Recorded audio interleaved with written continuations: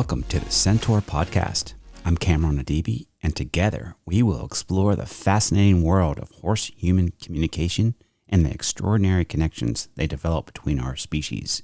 Join me as we delve into the unique ways humans and horses connect and understand each other. Through discussions with true innovators, we uncover the subtle cues, bonding techniques, and emotional connections that enrich our relationships with these remarkable animals.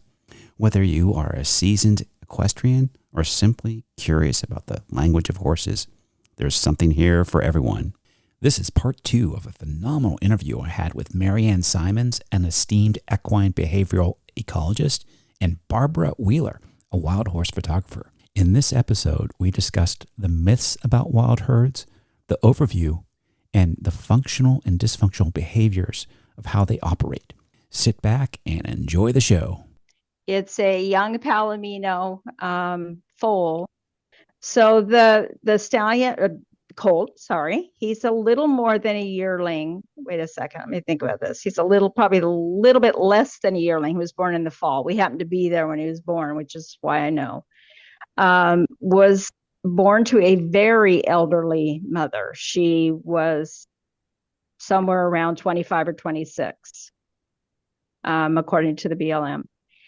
And things were fine in the spring, but in the fall, she fell behind the band and got left behind. We happened to be there when that happened, and we were frantic trying to figure out where she and this who was then a foal was. Could not find them anywhere. Didn't know what happened to them. Other photographers came in and kind of picked up from where we were trying to find them. They were eventually found. The dam and the foal were eventually found in a very large bachelor band. So my fellow photographers, who I knew most of them very well, a lot of them thought she was crazy. I thought she was really smart because she was quite old. She died that winter. So when she died, the bachelor band continued to raise this colt. The colt is in this photo, is on the right. At the point we took this picture, he was in the bachelor band and hadn't seen his little brother, who was on the left. Well, probably had seen him because it was spring here, but they were in the same natal band all summer long, the previous summer. Separated in the fall because they fell behind. The herd sort of rejoined again in the spring. So we have lots of bands together, including the bachelor band, his previous natal band. And this is his little brother greeting his big brother. They're no longer in the same band. I hope that makes sense. Kind of complicated. Yeah, well, and it also shows the greeting of a youngster or a foal is doing a submissive greeting to his brother with the clacking, which oftentimes you see foals do that around stallions or older horses as a way of being submissive to say, I'm not going to do anything. Can I enter your space? It's permission to enter space because so much of communication is my space, your space. So he's clacking at his older brother whose eyes are sleepy and going, yeah. He's just touching him, and you can see the ear posture, one forward, one off to the side, that the older brother is enjoying the contact with the youngster. Now go to the next picture, Cameron, the one right after this. Great. So again, communication. Horses do eye contact. They have proprioception, my space, your space. And we'll go through kind of the greeting on all of them. And so this is a little bit more of what would be called a familiar greeting, meaning they're not a stallion greeting or stallion mare. These are brothers and siblings. So there's a lot more tactile interaction right off the bat. And he's going right in to get, maximum nose up on that little guy's chest and being able to let his younger brother put his head on his head, because he probably can't reach up to do a buddy scratch. So it's like, okay, I'll just drop my head down so you can put your head on me. But the touch is extremely important for horses to redo their social bonds. And you can tell he's being very gentle. I really appreciated his posture here. Not only was he, smelling him, letting him put his head on, but he was being very, and of course I was there when it was taken. So he was being very gentle with his little brother, and seen that many times too. So these yearling, yeah, they can be rough and crazy and not paying any attention, the yearling colts especially, but they also, I've seen many times, I've seen them walk their little brothers to the water hole. I've seen them babysit their little brothers. I've seen them walk with their little brothers. And this is just sort of another example of this bond, particularly between brothers, even though these two were no longer in the same band. Well, and one of the things I looked at in my undergraduate work was everybody looked at aggressive behaviors. I mean, and that was kind Correct. That's correct. And I looked at nurturing behaviors, and that's where I identified a lot of subtle gestures that I don't think had been identified before. For instance, a mare glance. If a mare walks past another mare who's a friend, she'll make an eye glance and a blink and just tweak an ear at her. That's it. And that was a gentle, subtle greeting. And people miss that. Like if you, even in domestic world, it's a little bit more exaggerated, but if a horse, say you're out on trail together, and a horse wants to pass a mare, she'll pin her ears back, both of them, as one passes. And people mistake that for, oh, bitchy For mares. aggression. Not. They're communicating, I see you, I understand you asked permission to walk through my space, and yes, I acknowledge it, and now you can walk through my space. So there's nothing aggressive about using your ears, but mares had about 11 different ear positions that I was able to fairly clearly identify because they were repeated by other mares in different groups. They have them toward their foals one way, toward stallions another way, and toward other mares. And those were all different postures, but people weren't noticing eye glance and ear No. and head. They think ears, they automatically think ears back, ears pinned equals angry. Right. Or aggressive.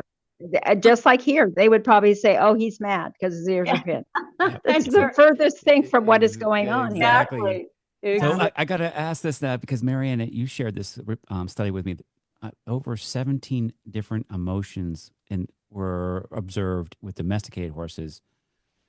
Barbara, did you start to, as you were photographing, did you start to see the different emotions and can pick them out as you were making photos? Or well, that's an interesting question. I think that Marianne was probably much more detailed in what she was looking at. I was more looking at the entire picture, so to speak, their posture, how relaxed were they, certainly eyes, certainly ears, but more probably globally, perhaps, than she was. Absolutely, because first of all, if you don't, as a photographer, you're never going to be ready for what happens next. So you really have to learn how to sort of interpret, what's happening here. Do I need to be watching? Whether that's something that ends up being a fight breaking out, or something that's more positive where a brother escorts his two baby siblings into the water hole. I mean, you just need to be, you need to be sort of watchful for that whole behavioral thing. But I don't think I could probably say, other than things like, no, just because his ears are pinned does not mean he's mad. I don't think I got into the minutia quite as much as Marianne did. But we can see from the photo, there's joy and love in this photo, right? Oh, these two were extremely close the summer before. Yeah, so I would see, and this is another thing where that I knew this. I knew these two had been close the year before. So you watch, even if nothing's happening at the moment, you just keep watching, because sure enough, something will. Yeah, Marianne, would you have anything to say about your Well, experience? I was going to say again, the emotions. I mean, I write a lot about that in the book, that horses are extremely emotionally intelligent because everything in their world from a functional standpoint is to manage the emotion of the herd, because there's a awareness toward each other's emotions. And in a functional herd, which was, pretty socially stable, you could see there would be a social facilitator, and it wasn't always a mare, but usually it was a mare that if something broke out or something happened, she'd be paying attention to it. She might monitor it, and she might send another, mare over to pay attention with her. Sometimes it would be a stallion, and you could watch him have the same concern and look. And I guess that's what I looked for, was that expression in their eye, not so much are their ears forward or back, but are they alert? Are they aware? And the horses that were very aware, not just sensitive, like going, what's that, but the one that were aware, that studied the situation and paid attention to what was going on around them, would seek to try to bring peace. And I saw horses where they felt, where you'd see some dynamics going on. And even with mare stallion, where a mare and a stallion, the stallion was getting rather aggressive, I've seen other mares go over to try to intercede on their friend's behalf, like, stop, knock it off. And I've seen mares pin their ears and run a stallion off. Two mares run them off because neither one liked them. So I think the emotional attachment of horses, their social bonds, was very, very critical to the stability and social structure of the horses. And, ultimately, I think that's why horses have survived so well, is that they're very adaptable, and, they do make strong social bonds. And that, of course, sets them up to have humans as their social partner too, because sometimes they weren't picky that it had to be a horse. Like John Turner and Jake, Kirkpatrick, their studies in Bishop, for years they had one, I think it's in one of Jay's books or one of the books that they did, a photograph of a bighorn sheep that stayed with the bachelor band. And then when they had mares, he stayed with them still. So he was out on patrol and guard along with the horses. It was just like he found his people and they were horses. And I've had this, we've not seen this, but I know of two friends who have seen domestic sheep that got left behind when the sheep herders left, who have joined up with the horses and stayed with them sometimes for years. Well, and you see that it's with very elk. Interesting. Oftentimes, elk, pronghorn, you see pronghorn, you see elk, you may see horses, particularly in certain habitats. And I was going to stay on the diets. I saw more overlap with elk in a lot of the habitats than any other species. Oh, interesting. We saw a pronghorn foal, very young one, that was left behind somehow. You know how pronghorn are. You slam the door in one city and they, run 50 miles away. They're so shy in many places, not everywhere. But for whatever reason, got separated from his family and stayed with the horse group, large horse group, probably 75 horses for 2 or 3 days before one day he was just gone. And we assumed his mama found him. We hope his mama found him. But he stayed with the horses, and the horses were quite tolerant and probably watchful. And it was probably, I'm sure he was under 2 weeks old. Well, you talk about pronghorn. When I was doing my studies in Gillette, Wyoming, I was out in the field for, no cell phone. There is nothing, no food, no water. No. Nobody even knew cell phones would ever exist. I know. I think about that now and think, God, I was in the middle of nowhere out doing wildlife studies, but I was studying a group. I was photographing pronghorn antelope. And you know how you have the feeling somebody's watching you? And I was out in the field like 80 miles from Gillette, so there was nobody. But so it was a little bit of a creepy feeling, like somebody's watching me. And I'm out on the range, and there weren't a lot of trees, but I turned around and I had all my photographic equipment behind me and my backpack. And I turn around and there is a young buck, like maybe a 2-year-old pronghorn, investigating and watching me take pictures of pronghorn. And I thought at the time, this is really funny, because here I'm watching pronghorn and he's watching you. Watching me watch them. He sort of stepped back a little bit, but he was so curious about the smells. And, it's like curiosity kills a cat. I didn't want to become friends with him because he'd probably get shot. But it was just like when you become part, and I think this is the beauty of what you do as a photographer too, probably, is when you're in the field, you reach down into a different level of existence. You become one with nature. You start thinking and feeling more like all the animals around you because you're not talking, you're not describing things, you're not looking at, you're looking with. Well, And you forget about who I'm married to. yeah. Mm. Another photographer. Another The Correct. most talkative man on earth. Oh, you're kidding. Oh, I didn't know that. Oh, Yeah, okay. well, I didn't have that. So Yeah. I had the silence. And that's, I think, what allowed me to see some subtle behaviors. Like, and I Yes. think I've told this one before on podcast, but when I started a herd on Green Mountain studying them, I became a vegetarian because I felt like they were so skittish and so shy, and they would always be leaving, and I never got to see them. Mhm. Um, Yes. so I decided, well, I'm just going to become a vegetarian, which then did help. But I slept up on Green Mountain because I knew their behaviors because I could get up there in the afternoon, there'd be manure everywhere. So I thought, okay, they're up here at night. So I'm gonna see these horses.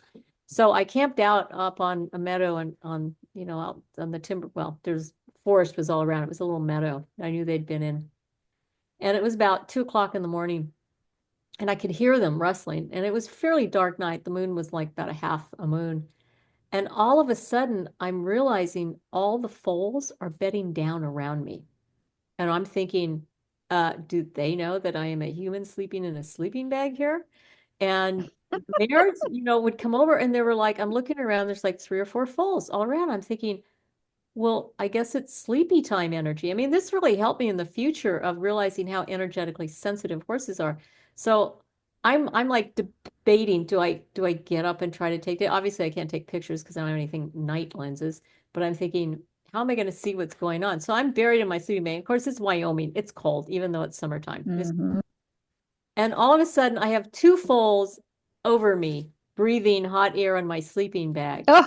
and starting to like close it. And I'm thinking, oh dear, I know what comes next. They're going to grab it and start pawing at it, because it's like, what is this? And so I was so tempted to just kind of go boo, so that That might not have been a hot idea. no, I Right. knew it friendly, but then I thought, okay, just breathe and relax, breathe and relax. And so I did, and they kind of gave up. And then they just one wandered off and the other one laid down too. So here I am lying on Green Mountain. Mares are off over a little bit farther in the meadow. I don't know where the stallion was. And I've got these 4 or 5 foals all around me sleeping. And I realized they don't care what kind of social mammal's asleep. If I'm asleep as a social mammal and the energy is sleepy time energy and it feels safe, well, then it's got to be safe for the foals.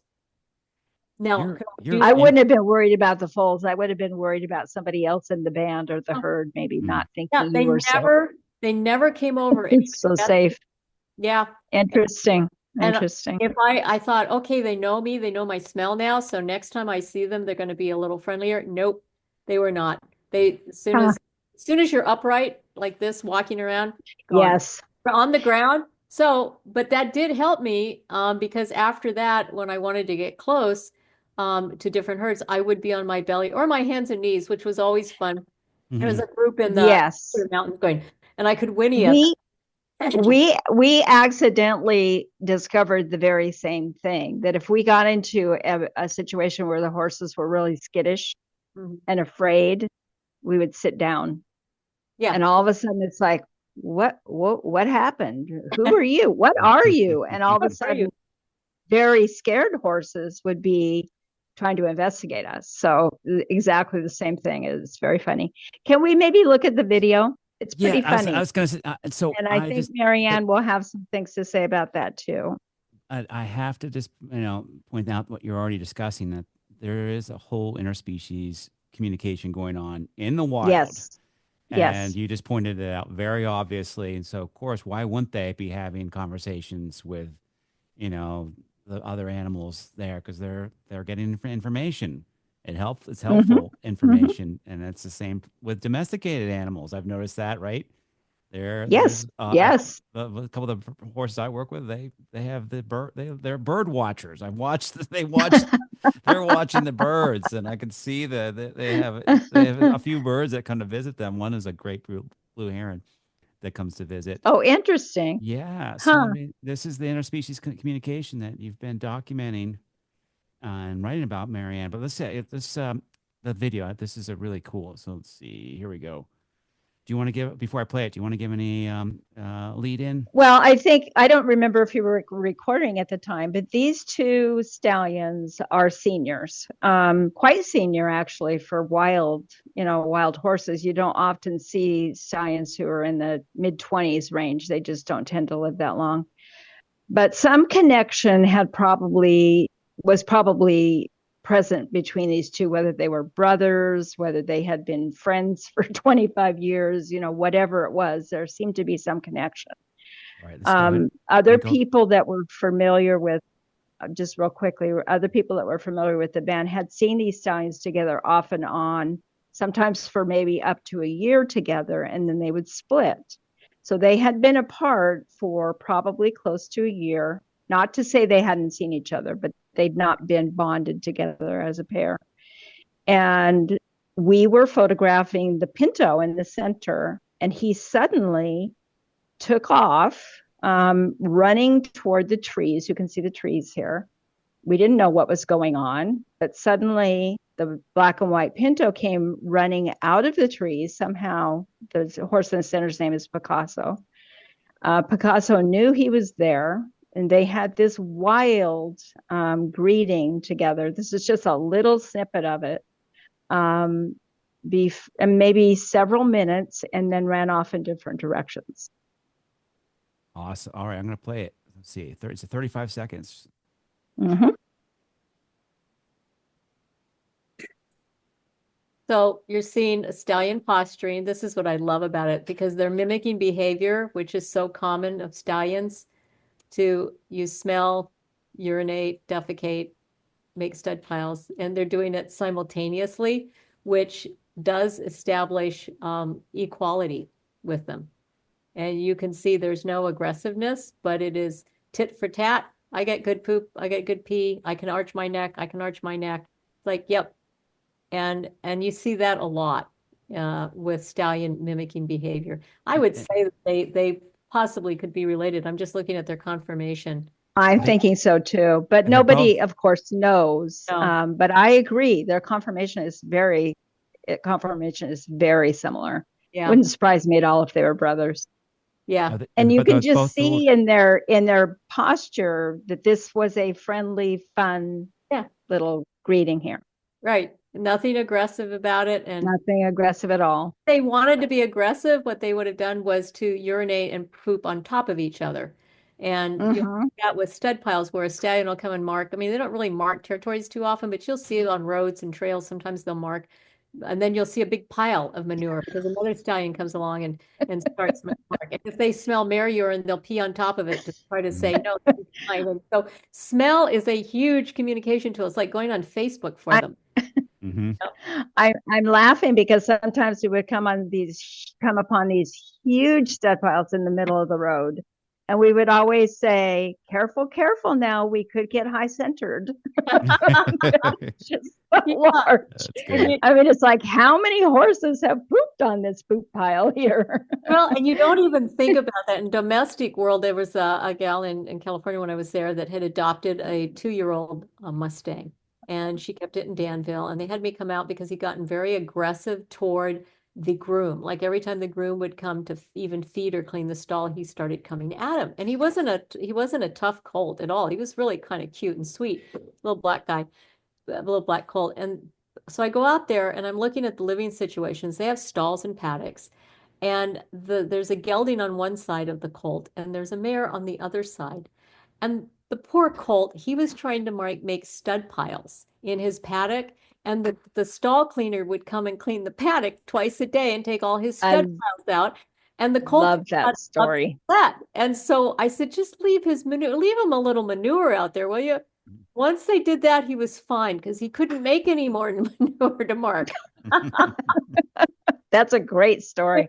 And it's such a simple little solution for what was probably perceived as a bad problem. It was, and he could have gotten more aggressive because what he was asking for was leave my poop alone. But that means that you know enough about horse behavior and male behavior to know that stallion pooping and defecating is important.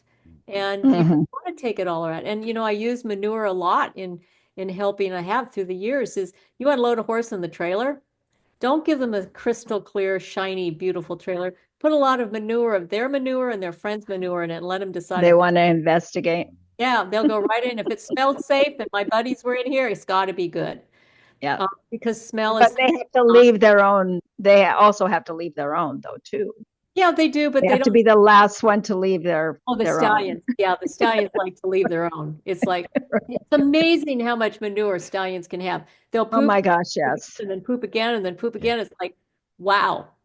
You know, Yes. it's almost like they conserve their poop. Like they'll do 2 or 3 little pops and then wait and then all at once. You've got nothing left to shoot. You think right. there's nothing left to shoot. All right, I got 2 questions. One is, so these are both older stallions, is that correct? Yes, these are what I would consider to be senior stallions. Some of the oldest stallions we've probably seen that we know of their age, because these horses have been followed by the BLM for a long time. So roughly maybe 20 years?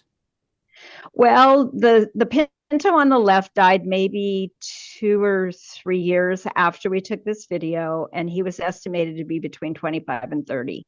Okay, so that's a good life. Shape he's in. What's that, Marianne? Look at what good shape he is in. Yes. So yes. again, and he's pretty lean. He's pretty lean here. Even a couple years before this, he looked like he was under 20. I mean, just fat and sassy. The stallion on the right died the next winter, but he was hit by a car. Mm-hmm. So he had also been failing. So his health was not very good. He may not have lasted through the winter anyway. So this was a gift for us to have this video, because it wasn't very much longer that both of these horses were gone. And Picasso was at this time probably the most famous Mustang stallion in the world. You mentioned and that, he was for a while. After Cloud died, I would say he was the most well-known and popular wild stallion in the world. Yeah, and that shows what functional social bonds 2 stallions can have. Which very much so. You've got these 2 were just fun. I mean, they were just fun to watch. So the second question, Marianne, I'm going to play this. You just, it's just something I just picked up watching this, but what is, when he shakes his head, can you give what is going on right here? The stallion posturing? Yeah. No, right there. He just kind of did a little head shake. Yep. That's pretty common. And you'll see actually mares will do that too, but stallions do it as part of posturing. Right there. Shake it's a good feeling to them. Okay. It's a posturing of saying, I can move my neck, I feel pretty good. But you'll also see horses when they want to play with you. You see how he gets archy and he starts to paw. Yeah. So now he's going to paw and archy. So it's showing off how good I am, that I've got all my muscle and that I'm flexible. But it's also can be used as an invitation to play. You'll see sometimes a head flick and flex, even with mares, where they come in like that and say, hey, pay attention to me. Let's go play. Yeah. So, when I see a horse do that, I mean, sometimes, and this is where the behavior and body language, you have to put the whole thing together. Yes. Because I've also seen horses do that before they come to attack, because something has irritated them. But you have to look at what's happened before there. If a horse is, say, very stressed and not liking something, and they start flicking their head and bringing it up, it's a release of stress, and they're posturing because they don't like what's happening. In this case, that behavior is related to, what I call normal stallion greeting. I'm still pretty cool. And in this case, I'd say probably Picasso's older than the other one. So he's at least demonstrating a little bit more senior behavior than the other one who's mimicking him. But it's common, and it's fun to see the head tossing. And Barbara, you've probably seen it even before you do a greeting, lots of times when you see 2 horses, the stallions will stand off from each other and they'll stare at each other. Stallions. Yeah. And then they start to arch. And then they nod. They nod. Then they come closer, nodding to closer. Then they stop. Then they get the go ahead. They arch and shake their heads again. It's like this whole dialogue. And then they'll sniff noses, and might be some posturing, some pooping. But it also could be, oh yeah, let's do some buddy scratch, and they'll do that. So that's that there are some herds that just take the head bobbing to excess. This is actually the herd. We saw them one day at coming into a water trough, and there were, I don't know, maybe 20 horses or so coming into the water trough. And I swear they never stopped head bopping. Marty and I were nearly rolling on the ground because and we were doing it back to them. That's the other thing. I think Marianne told me that one time, if they're bobbing their head at you, bob your head back. Yeah. So we're all bobbing our head. If anybody had seen us, they probably would have thought we were all crazy, horses included. I do want to say that this video, I want to say this real quick. This video, this is just a 35 seconds out of almost a 6-minute video. So they're greeting each other, they're goofing around, they're doing more antics, more posturing, more copying, more all kinds of stuff for almost 6 minutes. And I'm sure I edited some of that out. So this wasn't a quick little greeting and then off they went. It was pretty elaborate. It's it's gorgeous video. You have more in your blog? I'm sorry? You have more of the video on the blog, on your blog? No, but I'm actually going to write a blog about this particular incident because Marty has a lot of stills.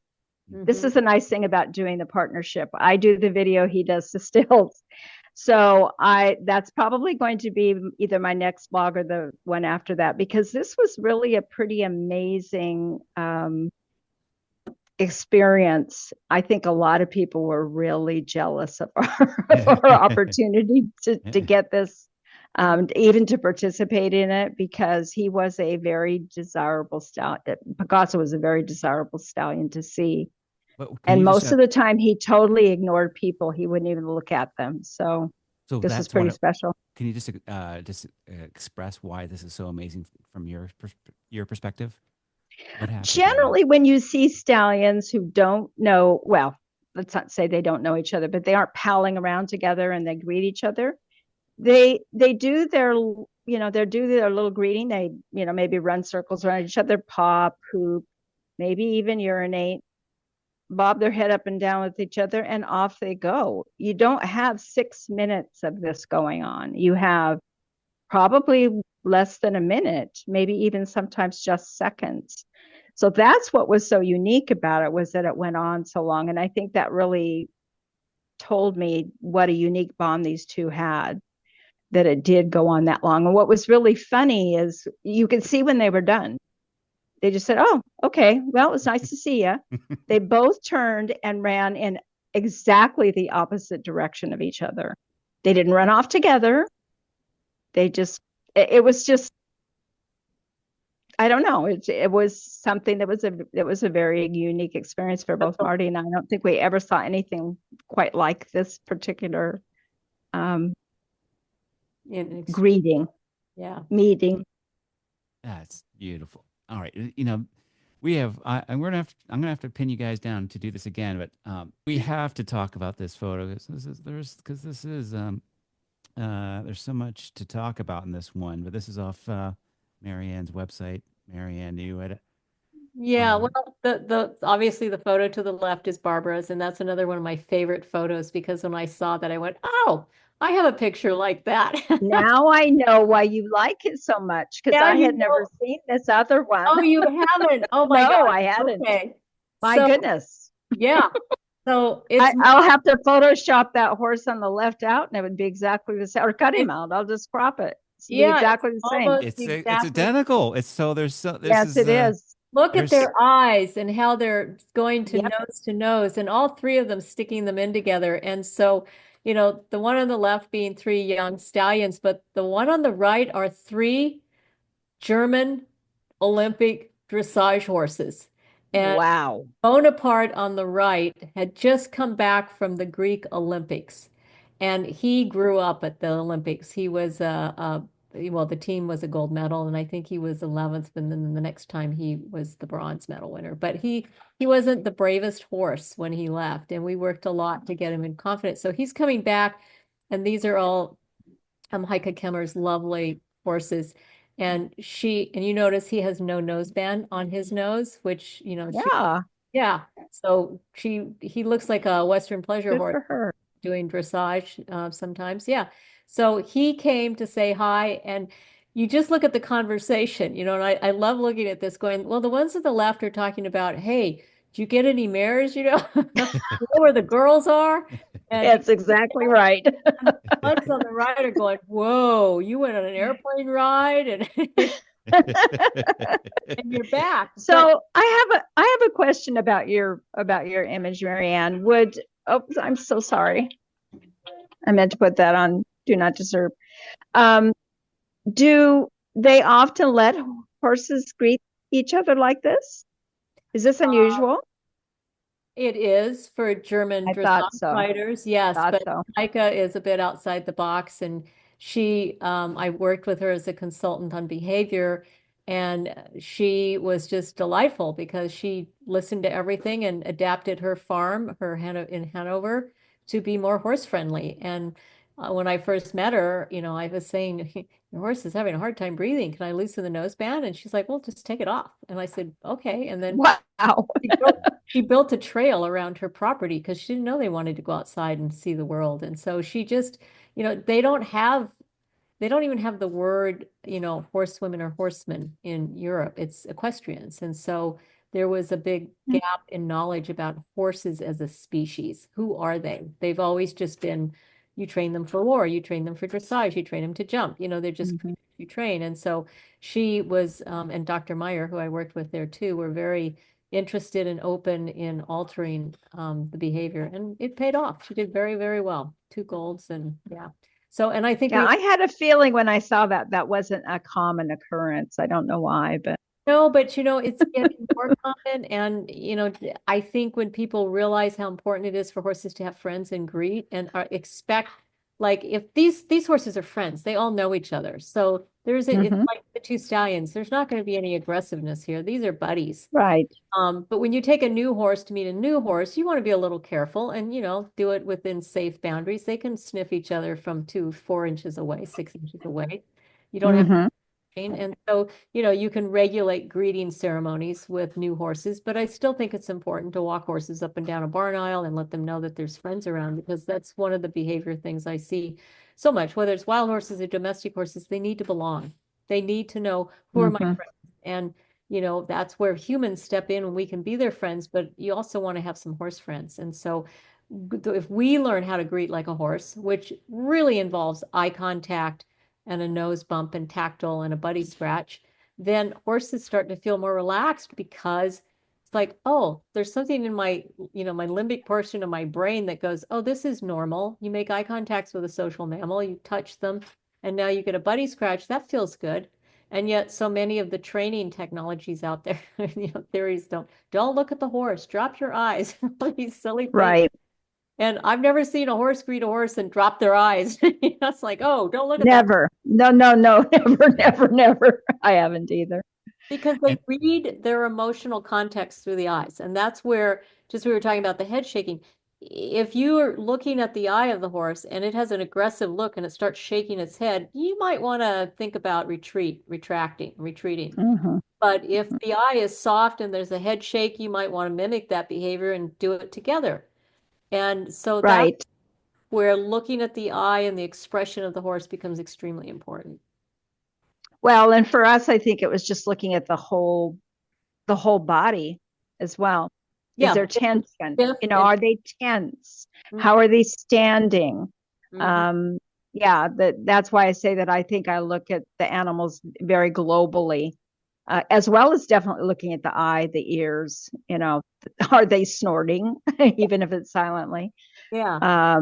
Yeah, the whole thing will pretty much tell you if you need to hide behind that tree or it's okay to come out with your camera. This is the fundamental thing I think both of you are offering is how to really learn from wild herds that how there's still these instincts are still very much in the domesticated population. Like you know the friendship model and like Marianne, you know this, and so many horses are just isolated and left in a paddock Yes. nobody wants them to get hurt. You know, But at the same time, you Or can't. they don't want to get hurt. Yeah, you They can't. think they're going to get hurt. no, Yeah. they're so valuable they don't let them interact They with don't other let them horse. interact. Also can't force friendships. And so one of the things I've noticed with wild horses too is when the BLM would bring them in. If they were from different groups, different herds, they had different social behaviors. Sometimes they would just get so beat up in the pens. It was awful. There were many times I said, "You've got to move that horse out of there. He's going to kill the other ones." Well, they all need to get along. No, they don't, because they separated them by age and gender and things, and they didn't, because they had different, they didn't have their friends, and some were very spatial dominant and kicking all the other ones to get in a corner, and there was no corner to get to, and others were very, gentle and quiet, and they don't know how to react to that kind of bullying. And so there was different cultures, and it was much better to keep the same cultures together because they all could read each other's behaviors. So some of the horses didn't read each other's behaviors that well. And so being able to get a horse to feel safe, and I think, again, why so many people finally have seen the value of having Mustangs is, I used to tell people, you get one, you'll never have a domestic horse again, because they rely on emotional intelligence. They want a social partner. And if you are a good social partner, they'll bond to you. And they won't even go off to another group of horses. And I've heard that story many times where, someone's adopted a wild horse and then they turn them out in the pasture with their other horses, and the wild horse doesn't leave their side. That's not my herd. You're my herd. And I know many, many people at this point in time who've adopted Mustangs, and they all say the same thing. Not every adoption is successful, but the ones that are successful, they all say the same thing, that bond is an unbelievable bond. Yeah. And many of them have had domestic horses before and find that it's quite different. Yeah. Quite different situation. I do want to say one thing about the picture on the left that definitely kind of reiterates what Marianne was talking about. But this group of bachelors was running around this area. It was actually a residential area in Virginia City. So there were houses all over the place. They stopped and did this over and over and over. So it wasn't one greeting. It was, oh, let's stop and, compare notes. And off they'd go. And pretty soon you'd be seeing them do it again. And that's actually very common, where you see these, especially young bachelor bands, they'll stop and talk to each other every few minutes, check in. And it might be, did you see any girls? Whatever it is. But he looked at not just one time and leave it, like the horses on the right, but they did it frequently throughout the time that we were there. It's also fascinating, the positioning too. Can you talk about that? Like this, three of. Well, we weren't with this particular little band very long, and it's not like we saw them day after day. So, it was sort of a one-time thing. But what I have seen in the past is, say you have a bachelor band that's 6 or 7 horses, 6 or 7 bachelors. This little three-way greeting could be 3 different horses every single time they did it. It wouldn't always be the same 3. There was usually a leader in the band, and that became clear if you watched them for a while. It wasn't even necessarily that the leader was always one of the 3 or 4 that were greeting. It just sort of shuffled. Who knows why? I don't really know why. On the other hand, you would sometimes see horses that were a little more shy. And I kind of think maybe the bay on the far left here would have been one of those horses that was a little more shy, maybe not as certain, maybe younger, who wouldn't necessarily enter into this, but wanted to know what was going on. Well, and that would be my assessment of this. And what is interesting is, in humans, we usually think of greetings as one-on-one, 2 people or two of something. And in horses, it's much more, threesome was pretty normal, or a group. It is. Where I saw it was also with mares, and whoever the social facilitator was, in other words, the one kind of that's keeper of the wisdom, so to speak, that horse was the one that the other ones all checked in with the most. And so when something would happen, they go running to that horse to check in. And oftentimes you would see 2 horses around that horse checking in, and which was helpful to identify the social facilitator. And, that type of behavior of the other animals in the social group checking in with that one has been identified in other social mammals as well. So it's just, and we have seen that too. There was one particular very large bachelor band. There must have been 7 or 8, 9. I don't even remember for sure. But one of them we knew was an older stallion who had lost his band, and he definitely was top dog in that band. And the rest of he was Palomino, the whole rest of the band was black. So it was easy to identify who are they talking to, and that Palomino was always part of the greeting. So just like you say, they're coming to check in with him. And sometimes it was 5 noses together, 6 noses together, 7 noses together. Yeah, all checking in. Which is very fun to see. Well, that's what's so fascinating about horses is you can have a group exchange of breath and touching, and everybody gets the same knowledge.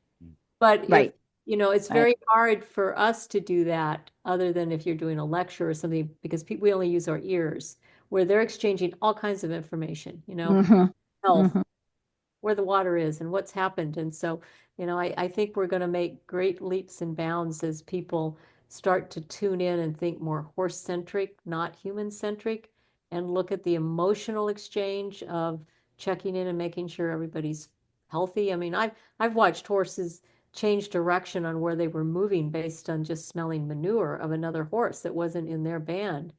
And I always have been fascinated thinking that they actually could probably tell how far that horse went to water, and what they ate, where that food was, because their sense of smell is so good. It's not as good as a dog, but it's much, much, much, much better than a human. And so even exchanging the breath of giving an exchange of health and what have you been eating, and where we might go, oh, you have bad breath. They're like, oh, breathing and taking in a lot of sensing information that way. This is such a rich conversation. I've learned so much in this, and what is this? 2 hours, about 2 hours, but I'm really, this is a historic moment. The two of you are together. I mean, you've talked before, but now I got it on, I've recorded it. This is an education. I mean, Barbara, you said this is something maybe you thought about, maybe like working with the university. And I know, Marianne, you've done this. You just gave a really, not just a beginner course, an advanced course. Well, we're not even scratching the surface. I know it. Cameron, we haven't scratched. I know it. But I learned so much. I was just The trying to keep horse. up. We'll have to call it the Wild Horse Chronicles and just start with different herds and different. I think there's something here. There really is something here that maybe you have to we'll have to like outline it a little bit. With your help, maybe I can help do that. But yeah, I think we need to continue this for sure. That would be great. I mean, I've often been frustrated that, lots of people have images of wild horses, but I kind of feel like I have this huge compendium of stories and what to do with them, how to pass them on. And Marianne has encouraged me continuously to not let them be lost. Yeah. So This is good. Thank you, Cameron.